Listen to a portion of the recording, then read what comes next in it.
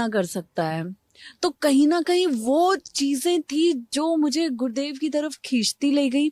और फिर मैं गुरुदेव से मिली, मैंने उनके आगे अपनी बात रखी कि मुझे आपसे दीक्षा लेनी है। उन्होंने बोला कि हम समझ के बताते हैं, क्योंकि जो गुरु रहेगा ना, जो सही गुरु रहेगा, वो आपको एकदम से हर किसी को नहीं बोलेगा कि हाँ मैं तुम्हें दीक्षा दूंगा। वो उस चीज को समझेगा कि भाई वो बच्चा उस लायक है कि नहीं है कि वो मेरा शिष्य बन पाए। तो जब उनको लगा, उन्होंने मेरे को सही समय सही टाइम के बारे में बताया और उस टाइम पे उन्होंने मुझे दीक्षा दी। तो फिर अब आपको मतलब जैसे मैंने कहा कि सन्यास या फिर बैराग तो कहना नहीं होगा, सन्यास की आगे बढ़ना है या फिर मैं गृहस्थ जीवन में आगे रहना है, इसको जैसे नॉर्मल लोग मानते हैं उस तरह से, या साध्वी बनना है एक्चुअल में? देखिए मैं बनना तो चाहती हूँ ठीक है, और मैंने गुरुदेव से भी पता नहीं, बहुत मुश्किल काम होता है, बहुत कठिन, मुझे पता है। और मैंने गुरुदेव से भी बोला है, लेकिन मेरे गुरुदेव अभी नहीं चाहते हैं कि मैं उस रास्ते पे चलूं। वो चाहते हैं कि मैं अपनी पूरी एक जिंदगी जीऊं, एक गृहस्थ जिंदगी जीऊं और अपना नाम करूं और काम करूं। उसके बाद सही समय आने पे वो मुझे गाइड करेंगे कि मुझे कब संन्यास लेना है, कब दीक्षा लेनी है, उस सब के बारे में। लेकिन अब मुझे लगता है कि शायद मेरी रुचि को देखते हुए या मेरे रुझाव को देखते हुए शायद वो अपना मन बदलें, लेकिन इसके बारे में मैं अभी कुछ नहीं कह सकती हूँ। आप उनसे चाहती हैं कि वो करें, लेकिन वो ये है कि अभी भाई तुम नॉर्मल रहो, जब समय आएगा तो बताएंगे। आपने फिर इसके बाद सोशल मीडिया पे बहुत सारे कमेंट भी पढ़े होंगे, उसके लिए बहुत सारी टिप्पणियां आ रही हैं, और आपकी कुछ पुरानी रील्स निकाल करके, जब आप शायद बैंकॉक में थी और फिर और कुछ जगहों पे थी, वहां की रील्स निकाल के बोले ये तो जो है ऐसे आए हुए हैं, अभी सिर्फ आकर्षण का केंद्र बनेंगे और फिर चले जाएंगे, आप इनको असली सनातनी मत मानिए। देखिए मेरा ना अभी लास्ट की बात है कि केदारनाथ जी के पट खुले थे, वहां पे मैं गई थी। तो वहां के वीडियोस भी मेरे बड़े तगड़े वायरल हुए थे। उसमें भी लोगों का यही मुद्दा था कि भाई ये तो जाती है, ये तो सिर्फ वीडियो बनाने जाती है। चलो ठीक है, आपकी नजर में मैं वीडियो बनाने जाती हूँ, ठीक है, वो तो सच्चाई मुझे पता है, वहां के पंडितों को पता है कि मैं क्या करने जाती हूँ, है ना। लेकिन अगर मैं वीडियो बनाने भी जाती हूँ तो कम से कम मैं जाती तो हूँ मंदिर, कम से कम वीडियो बनाने के ही लिए लोगों के हिसाब से। मैं कुंभ में तो आई, मैंने शाही स्नान का हिस्सा बनी, मैं हमारे महामंडलेश्वर जो है उनके पट्टाभिषेक का हिस्सा बनी। तो बहुत सी ऐसी चीजें जो लोगों को लग रहा है मैं वीडियो बनाने के लिए कर रही हूँ, तो उस वीडियो की वजह से ही मुझे वो इतना सौभाग्य प्राप्त हो रहा है जो शायद एक नॉर्मल इंसान को इतना इजीली नहीं मिलता है। तो मेरा प्रोफेशन जो था उसको मैंने क्विट किया। उस प्रोफेशन में मैंने आपको बताया कि मैंने नेशनली इंटरनेशनली हर जगह शोज किए हुए हैं, ठीक है। तो मैं बैंकॉक गई हूँ, मैं दुबई गई हूँ, मैं म्यांमार गई हूँ, मैं नेपाल गई हूँ, बहुत सारी जगहों पे मैं गई हूँ। अब उसको अभी सोशल मीडिया पे दिखाया जा रहा है देन एंड नाउ, तो वो मैं उसे पॉजिटिव वे में ले रही हूँ, क्योंकि कहीं ना कहीं मैं चाहती तो मैं उस चीज को डिलीट कर सकती थी। और सोशल मीडिया से अपने अकाउंट से कुछ भी डिलीट करना किसी के लिए कोई टफ चीज नहीं है, लेकिन मैंने वो इसलिए डिलीट नहीं किया। मैं चाहती थी कि लोग उसको देखें और लोग ये समझें कि कोई भी इंसान कभी भी उसका हृदय परिवर्तन हो सकता है, उसकी लाइफ चेंज हो सकती है, उसका ट्रांसफॉर्मेशन हो सकता है, और वो किसी की भी लाइफ में किसी भी एज में किसी भी वक्त पे हो सकता है। मैं लोगों के सामने उसे एज ए एग्जाम्पल दिखाना चाहती थी। लोग उसे रोस्टिंग और ट्रोलिंग के लिए ले रहे हैं, तो देखिए ये उनकी मर्जी है। अच्छा, आप प्रयाग पहली बार आई हैं, इससे पहले भी आ चुकी? मैं प्रयाग इससे पहले आई थिंक बचपन में आई थी एक बार। पहले मेरी दादी लाई थी, उन्होंने मेरा सर पकड़ के ऐसे संगम में डुबा दिया था। और उसके बाद मैं अभी दिसंबर में आई थी, देन अभी आई हूँ। क्योंकि मैं तो यहीं का रहने वाला हूँ और मैं पढ़ाई लिखाई भी यहीं से, अब तो हम दिल्ली रहते हैं, लेकिन हमारे लिए जैसे मेले में आना, ये कुंभ देखना, पहले भी हम देख चुके हैं वो भीड़। लेकिन बहुत सारे लोग जो बाहर से आते हैं उनको बड़ा आश्चर्य होता है कि इतने लोग एक साथ कैसे एक जगह पे आ जा रहे हैं। आपका क्या एक्सपीरियंस रहा? आप जब ये जो अमृत स्नान था पहला उसमें गई, इसमें क्या एक्सपीरियंस था? इतना क्राउड देख करके, बचपन का तो बहुत लोगों को याद नहीं रहता, अब देख करके, और क्या लोगों को प्रयाग आना चाहिए? बिल्कुल आना चाहिए, क्यों नहीं आना चाहिए। मुझे लगता है प्रयागराज ना एक बहुत खूबसूरत शहर है, और इसमें कितने भी लोग आए ना, ये सबको अपने अंदर समा लेता है।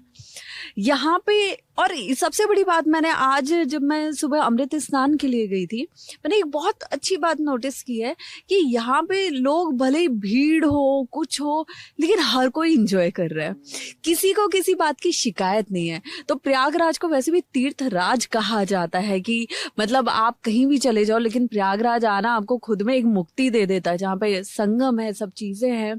तो लोगों को प्रयागराज आना चाहिए। और जो एक हमारे बड़े बुजुर्गों के साथ था कल्पवास का एक माघ के टाइम पे कॉन्सेप्ट, कि वो अभी भी बहुत से लोग उसको फॉलो करते हैं। भी होता है मेला में, तो इसीलिए होता है लोग आते हैं। तो वो एक बहुत खूबसूरत चीज मैंने देखी। तो बहुत सी खूबसूरती है इस शहर में।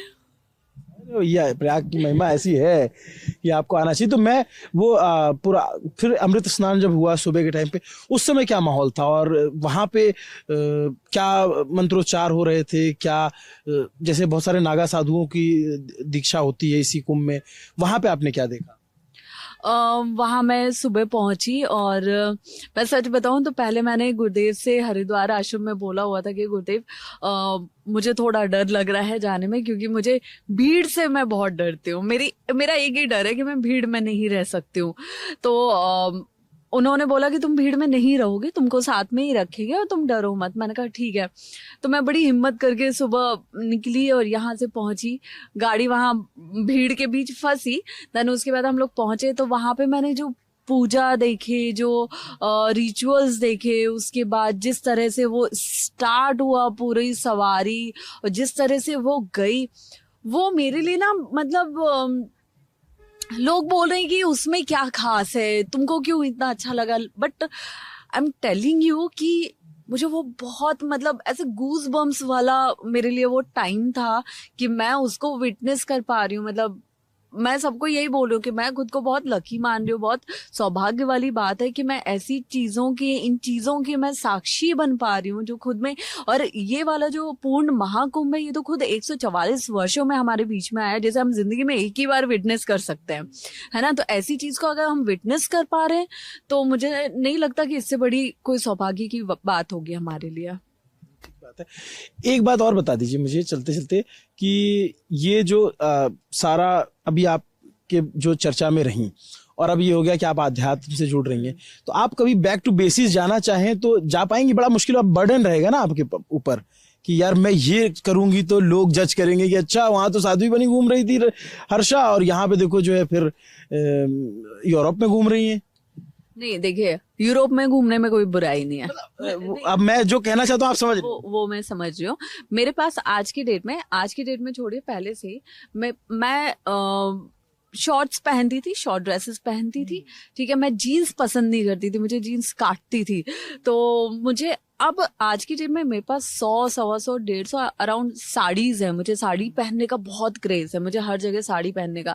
लेकिन मैं प्रयागराज आ रही थी क्योंकि मुझे पता था कि मेला रहेगा, भाग दौड़ करना रहेगा। मैंने धोती कुर्ते बनवाए कि ये कंफर्टेबल रहेगा। तो ये लाइफ, मैं सच बताऊं आपको, मैं बहुत इंजॉय कर रही हूँ। जो कुछ भी मैं पिछले 1.5-2 साल से कर रही हूँ, मैं उसको बहुत इंजॉय कर रही हूँ, बहुत पीसफुल फील कर रही हूँ। और मैं उसमें वापस नहीं जाना चाहती हूँ, ऐसा मैंने गुरुदेव को भी बोला हुआ है। बाकी अभी किसी को नहीं पता होता है कि आपकी डेस्टिनी में क्या लिखा है, ईश्वर की क्या मर्जी है। लेकिन मुझे ऐसा फील होता है बहुत स्ट्रांगली प्रयागराज आने के बाद, और ज्यादा स्ट्रांगली, कि कुछ तो ईश्वर ने लिखा है जो मुझे इस तरफ टर्न कर दिया।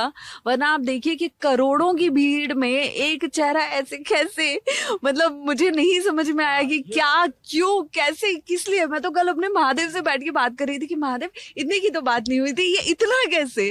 तो कुछ तो लिखा होगा ऊपर वाले ने। हो सकता है कि पता नहीं, अब आप अगले कुंभ आते आते आप अपने हाथ पे क्वीन की जगह जो है हर हर गंगे लिखवा के हमें यहाँ मिले। एक चीज और बता दी मुझे, आपने अपनी आंखों में कुछ किया हुआ है क्या? किया हुआ, कुछ लगाया हुआ है क्या? मैं लेंस यूज करती हूँ और यही सेम कलर मुझे यूज करते हुए आई थिंक 16 साल हो गए होंगे, क्योंकि मुझे कम उम्र से ही चश्मा लग गया था।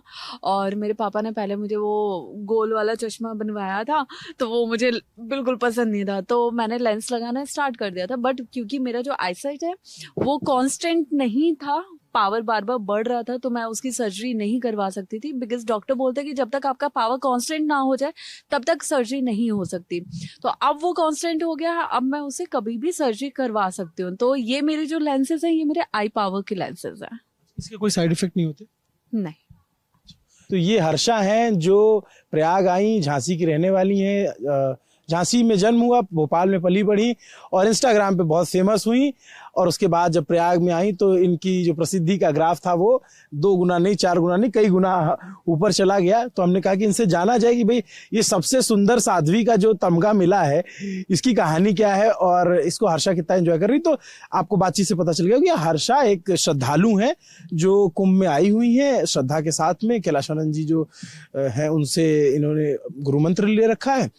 तो इनकी कहानी ऐसे ही आगे बढ़ेगी और फिर कभी देखते हैं कि इनकी डेस्टिनी इनको कहाँ ले जाती है। नमस्ते, मेरा नाम अभिनव पांडे, मेरे साथ कैमरे के पीछे मेरे साथी मस्त मौला मोहन है। आपको ये पूरी बातचीत कैसी लगी कमेंट करके जरूर बताइए। देखते रहिए दी ललन टॉप। शुक्रिया।